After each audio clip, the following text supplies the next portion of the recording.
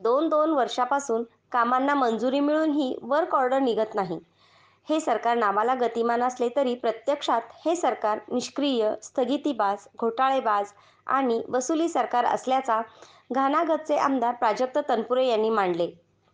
आज तालुक्यातील नगर मनमाड रस्ता, मुळा डॅम फाटा ते मुळा नगर या जलसंपदा विभागाच्या अखत्यारीतील रस्त्याच्या विकास काम होत असलेल्या विलंबाकडे शासनाचे लक्ष वेधण्यासाठी आमदार तनपुरे यांच्या नेतृत्वाखाली राष्ट्रवादी शरद पवार गट यांच्या वतीने रस्ता रोको आंदोलन करण्यात आले.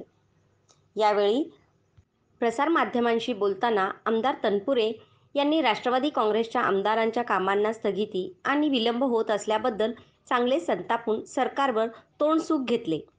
महाविकास आघाडी सरकार असताना जलसंपदा मंत्री जयंत पाटील यांना या कामास मंजुरी दिली होती. मात्र 1.5-2 वर्षापासून प्रशासकीय मान्यता मिळालेल्या असतानाही वर्क ऑर्डर निघत नसल्याबद्दल आमदार तनपुरे यांनी सरकारला चांगलेच धारेवर धरले आहे. घड्याळ चिन्ह दिसले की कामच करायचे नाही हे धोरण सरकारचे असल्याचा आरोप त्यांनी केला आहे. आता हे घड्याळ चिन्ह किती दिवस राहील माहीत नाही असे म्हणत आम्ही मात्र इथेच आहोत हे सांगण्यास ते विसरले नाहीत. तालुक्यातील मनमाड रस्ता, मुळा डॅम फाटा ते मुळा नगर या जलसंपदा विभागाच्या अखत्यारीतील रस्त्याच्या विकास कामात विलंब होत आहे. नगर मनमाड रस्ता ते मुळा डॅम फाटा हा भाग वरवंडी, बाभुळगाव, मुळानगर या गावांना तसेच मुळानगर येथे येणाऱ्या पर्यटकांच्या वाहतुकीच्या दृष्टीने एक महत्त्वाचा रस्ता आहे. या रस्त्यावर मोठे खड्डे पडलेले असून रस्ता वाहतुकीस धोकादायक झालेला आहे. सध्या या रस्त्याला अपघाताच्या प्रमाण लक्षणीय वाढ झालेली आहे. या रस्त्याच्या विकास कामासाठी महाविकास आघाडी सरकार असताना 1 एप्रिल 2022 रोजी शासनाने निर्णयानुसार 4,74,00,000 रुपये एवढ्या स्वखर्चाच्या कामास शासनाने प्रशासकीय मान्यता दिलेली आहे. परंतु नंतर या कामाच्या निविदा बोलण्यासाठी जलसंपदा विभागाकडून प्रचंड विलंब होऊन अखेर 27 मार्च 2023 रोजी निविदा प्रसिद्ध करण्यात आली. विधानसभेत लक्षवेधी उपस्थिती झाल्यानंतर अखेर 26 जुलै 2023 रोजी निविदा उघडण्यात येऊन अखेर सप्टेंबर 2023 मध्ये कार्यारंभ झाला. सुमारे 4 महिन्याचा कालावधी होऊन संबंधित ठेकेदार काम सुरू करण्यास दिरंगाई करत आहे.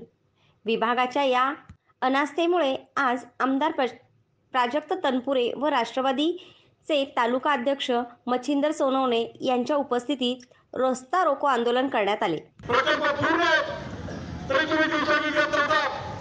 विधानसभेमध्ये जेव्हा मांडलं तेव्हा सूत्र हल्ले दुसऱ्या दिवशी शेतकऱ्यानंतर प्रत्येक गावाला जर आमदाराला रस्त्यावर उतरावं लागत असेल तर सरकारचं काय अधिकारी करायचं.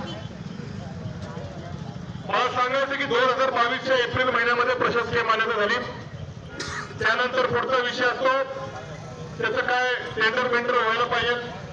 अक्षरशः तुम्हाला सांगतो आपलं सरकार गेल्यानंतर यानंतर आलेल्या सरकारनं ढुंकून त्या कागदाकडे बघितलं नाही, ढुंकून बघितलं नाही.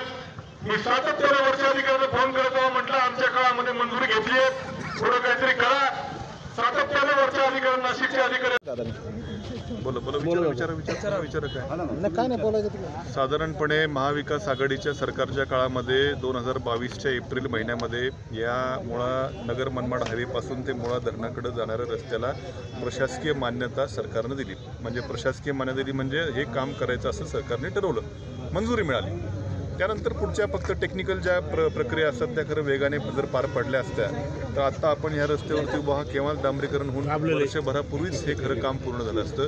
परंतु मात्र स्वतःला गतिमान म्हणणारं हे सरकार कसं गतिमंद आहे हे अधिकाऱ्यांच्या टक्केवारीच्या नादामध्ये कसा हा रस्ता रखडला. म्हणजे हे वसुलीबाज सरकार, गतिमंद सरकार, निष्क्रिय सरकार असे आणखीन कित्येक विशेषणं आपण देऊ शकू. अक्षरशः 2-2 वर्षे यांना इतक्या महत्त्वाच्या रस्त्याच्या कामाला 2-2 वर्ष लागतात. शेवटी आम्हाला नाही असतं